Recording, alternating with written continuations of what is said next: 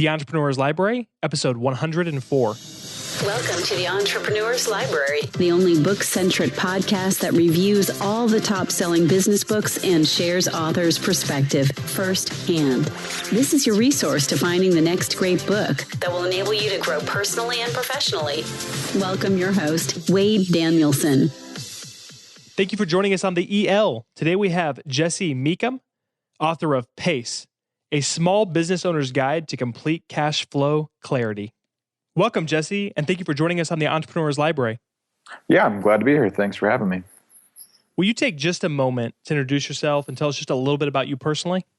Yeah, you bet. My name is Jesse Mecham. I'm an entrepreneur. I founded a company called YouNeedABudget.com, and I've got 5 kids, live in the beautiful state of Utah, and just living the dream, basically. Excellent. Well, thank you for sharing that. Now let's jump right into your book, PACE, which was just made available for purchase October 29th, 2014. And Jesse, we're going to move quickly, but our whole goal is to cover just the top questions that our listener/reader wants to get answered. And the first one is, what was the inspiration behind writing PACE? I'm in the realm where I teach individuals and families how to manage their money, and we do a pretty good job of it. We've taught hundreds of thousands of people really turn their finances around.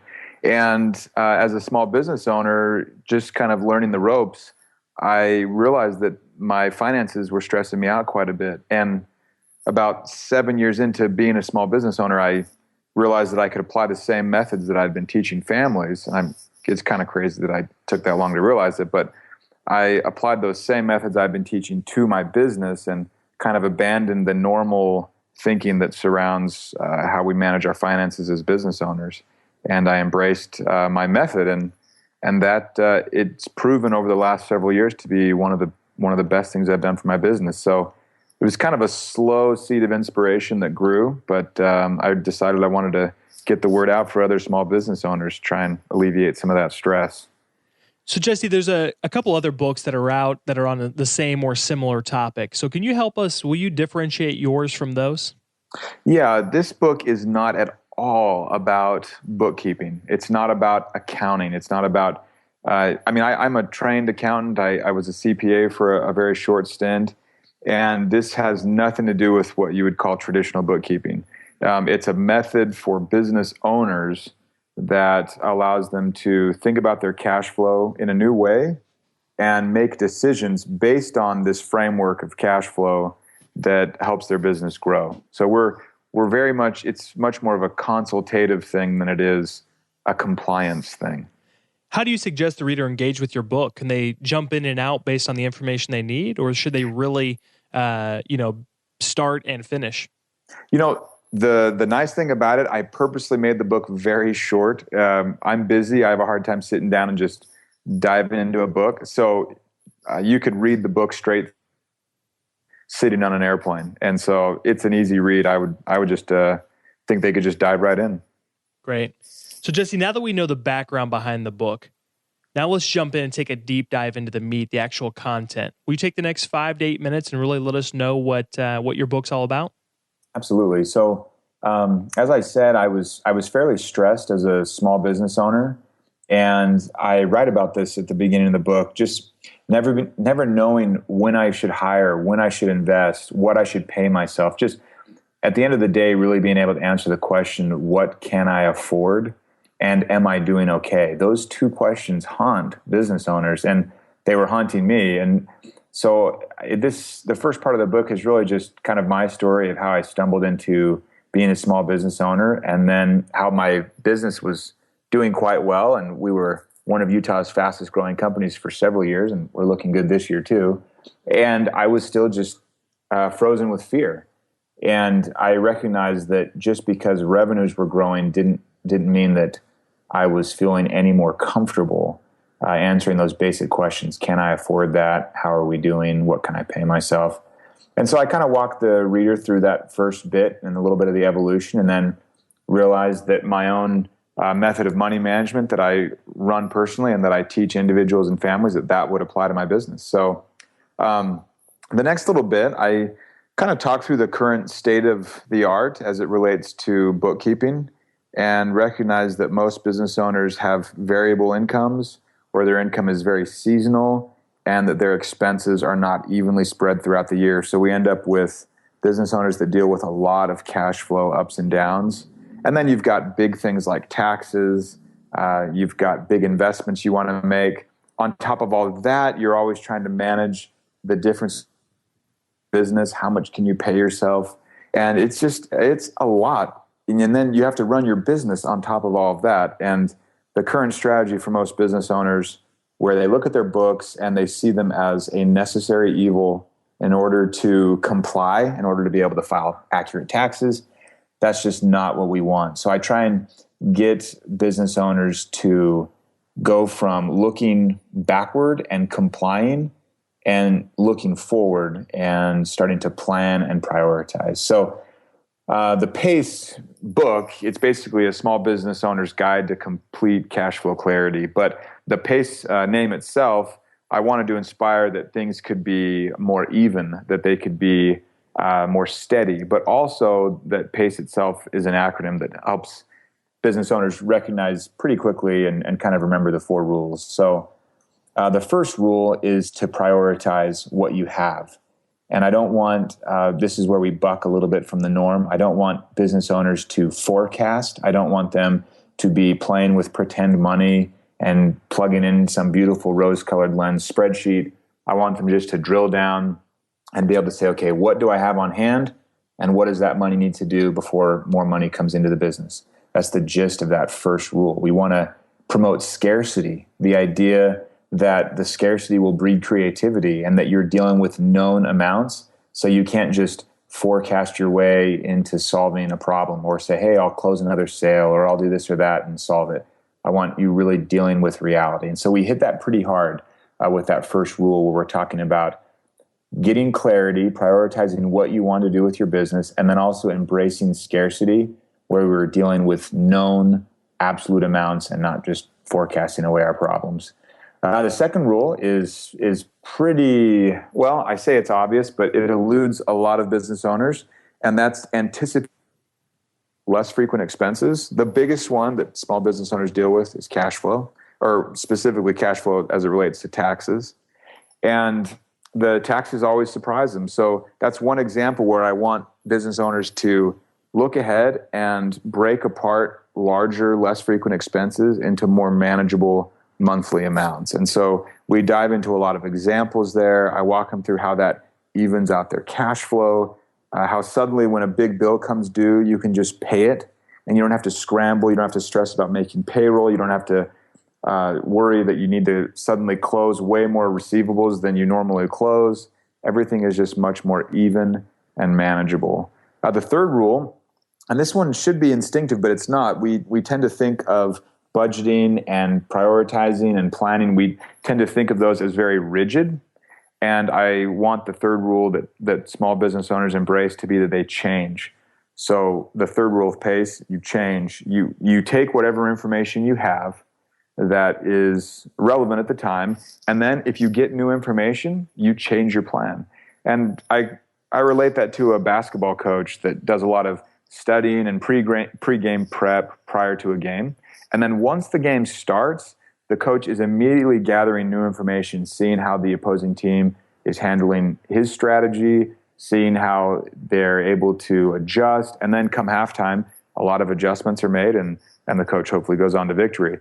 For some reason, when we get to budgeting, we don't want to change our plan. We think that we should have had perfect information at the time we set the plan, and we're resistant to changing it. So the third rule is just basically my permission to you to allow you to change whenever you get new information. And then finally, the last rule is that we want a business owner to establish what we call a buffer, just a little bit of a reserve so that they aren't constantly stressed and right on the edge of financial disaster. Some businesses are highly volatile and you'd want more of a buffer. Others are much more steady and you wouldn't need quite as big of a buffer. And then some business owners handle more stress better and they perhaps are okay without having as large of a buffer. But for the most part, I would want a business owner to have 1 to 2 months of revenue. And this is hard for people to believe, but it's totally doable. As you start to prioritize your expenses following that first rule, you'll start to free up cash. things will be a little easier, and you'll start to see how you can build that reserve over time. So the fourth rule is really an aspirational goal, and it's a great place to be as a business owner. So that's kind of the book in a speed dating kind of fashion, but yeah, that's it. So PACE is just those 4 rules: prioritize, anticipate, change, and then establish a buffer. So Jesse, you did a great job of reviewing it and taking us through and summarizing, I should say. But now you talk about speed dating. We're going to go ultra fast speed dating on this next question. Basically, I asked that if the reader could only take away one concept, principle, or action item out of your entire book, everything that you just discussed with us, what would you personally want that to be? I would want them to recognize that they could see their books and their finances as a strategic, value-added piece of information and not a necessary evil for compliance. Excellent. That was a fantastic answer. Do you have a favorite quote from your book? And what I'm asking is hopefully for something that you personally wrote, or maybe, and if you don't have one, maybe one that's resonated well with your audience so far. Yeah, I was I wrote the entire book myself, so I'd be quoting myself everywhere, but I really don't, I was looking and thinking, what do I like? What do I not like? Of course, there's always things you think, I should have said that differently when you're reviewing your own stuff. But I honestly couldn't find one clear quote that kind of summarized the whole thing. If there were one thing I'd want them to take away, it would just be that acronym. Just recognizing that as you prioritize and anticipate, just that alone will give business owners tremendous clarity. Just being able to look at their, what they have on hand and say, what do I want this to do before new money comes in? They don't even do that. And just that alone will give them a lot of peace and a lot of clarity. So that's not a quote, but it's kind of if I could just have 5 minutes of your time type of scenario. Gotcha. Well, very good. Well, it wouldn't be a show about books if we didn't ask you for recommendations. So that's what I want to do now. What's a book that you've read that was a paradigm shifting book, one that really impacted your life? Is it okay if I do 2? Yeah, absolutely. So the first one, I was called out by one of my employees that said several years ago that I dropped the ball too often. She just said, you just drop the ball, like you forget stuff. And that really bothered me. So I kind of was pretty introspective and dug into managing my time better and not dropping the ball. And I stumbled onto David Allen's Getting Things Done and kind of made that my task management Bible. And that definitely changed, not only business-wise, but personally, because it flows over. So Getting Things Done is a fantastic, fairly older book at this point, but fantastic book for people that are wearing a lot of different hats, which most of us are. And then one that I just finished that I absolutely loved, it's not like a how-to book, but it was the biography of John D. Rockefeller called Titan. It was just absolutely fascinating. So I'm not a huge history buff or even a big biography guy, really, but that one just was just, it's a massive book, right? So you have to really kind of commit to it.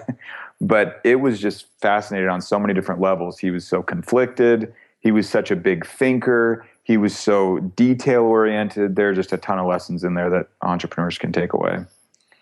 Excellent. Well, thank you for that. We actually had David Allen on episode 20. I'll have to listen to it. To take us through his book. And I'm actually hoping to have him on again relatively soon, the next 3 or 4 months, because he updated it. Oh, cool. So you see in there, you remember how he's talking about, your methods, and he might be talking about some devices that don't even really exist anymore because of the smartphone. Exactly. So he's going through there. He's doing I don't know if it's a second edition or an update, whatever you want to say. And so I heard originally January, and now I've heard maybe even be pushed back to March, but that new edition. So I'm hoping to have him back on. I want to check it out. Yeah, the paper system I kind of threw out the window because I thought, no, but the principles behind it, those are. Yeah, I agree. I completely agree.